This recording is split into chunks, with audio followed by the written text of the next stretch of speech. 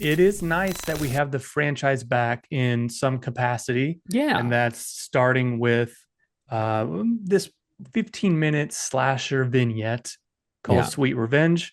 I didn't even realize that this was a real thing. I thought this was fake until you told me about it. I thought this was no joke, the trailer, because I saw it drop. I ignored it for the longest time because I'm like, this isn't real. This is like some fan made Yeah, whatever. And then I just didn't buy into it. But I will say, after watching it, it gets me kind of anxious to do a rewatch of the series, though. yeah. I wouldn't say that I love this. Yeah. It's a good idea, I think, to get the franchise in people's minds again. Yeah. And for me, you kind of mentioned it. It just feels like a slight notch above fan fiction, a fan film. Sure. A big part of that is, and I respect the use of practical effects, but it means that a lot of these kills are off screen. Hmm. And that kind of lends to the feeling of, oh, it feels a little bit cheap. Yeah. And then, like Jason's look, I don't know if you, because we've had all these variations of how he's looked. And this isn't like a radical redesign, but he felt small. He didn't feel super imposing to me. Yeah. Did you, and his mask? Yeah. I'm not someone to just, there's some of the Halloweens where his mask is horrendous and it ultimately won't take me out of it. And this is one where there's alterations to it that I can't quite pinpoint why I don't necessarily love it. Yeah. It just feels a little bit off. While watching it, I didn't mind it. I was like, we'll see kind of what happens. I'm afraid they're going to keep him off screen, but Yeah.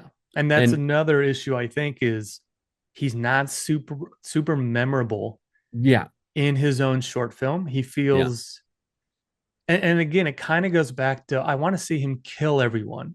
And he yeah. does a lot of that stuff off screen. Hmm.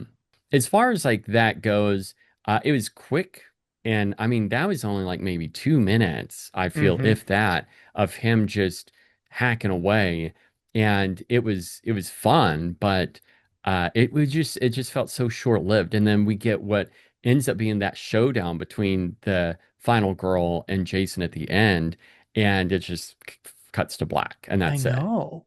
And I'm So like, she's huh, she's pulled into the lake. yeah, She's killed. She's resurrected, which is we're mirroring what happens to Jason, which is kind of fun.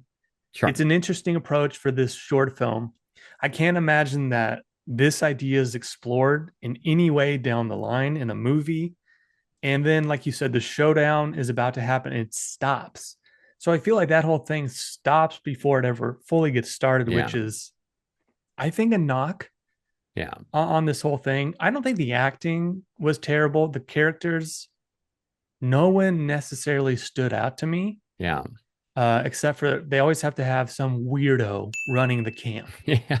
And he's kind of memorable because he's such this goof. So, wow. Yeah, just and his the apple bit. I know that's like playing into this hard cider, but still, like that would just so strange. Weirdly, too, I'm like, these guys almost feel too old. Yeah. Like they're not teens, they're, I guess, mid 20s. One of the guys looked like he was like in his 30s, but they just don't leave a lasting impression. And when Jason himself doesn't leave much of an impression, by the end of this, I'm like, it was fun, 13 to 15 minutes. It's good to Yeah. have him back in some capacity, but overall grade, I don't know, feeling a light 2.5. Jason masks, then hockey masks. I would say Yeah, the same. I would go with that. Like I may go up to three, but I feel like yeah, 2.5 is good because it was like it did make me want to rewatch the Friday the 13th movies, at least go back mm-hmm. and dig deep into that. And like like we've been talking about, spooky season is here or getting closer, and I want to just jumpstart that. And I feel like this would be a good one because it's, especially at the end of summer, you still have those camp vibes, and it's just fun Yeah. to return to that.